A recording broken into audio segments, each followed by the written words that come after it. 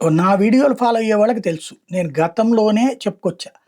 Corona తర్వాతన tyre 2 cities మీదన concentrate చేస్తున్నాయి సాఫ్ట్‌వేర్ కంపెనీలు, కార్పొరేట్ కంపెనీలు.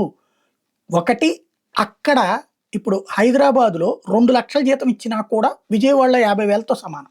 ఖర్చుల పరంగా చూసుకుంటే. ముంబాయో, బెంగుళూరో, చెన్నైలో 3,00,000 ఇస్తే విజయవాడలో రూ. 1,00,000తో సమానం. విశాఖపట్నంలో రూ. 1,00,000తో సమానం. ఖర్చుల పరంగా, అట్లాగే వాతావరణ పరంగా ఇక్కడ బావుంటాయి.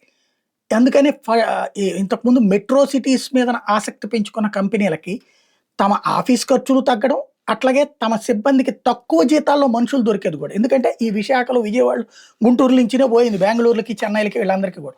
ఇటు కుటుంబాలకి దూరం అవుతున్నారు, ఆస్తులకి దూరం అవుతున్నారు, ఆప్తులకి దూరం అవుతున్నారు. అదే తమ తమ ప్రాంతాల్లోనే ఉద్యోగాలు వస్తే చేద్దాం అనుకుంటున్నారని నేను ఎప్పటి నుంచో ప్రస్తావిస్తూ.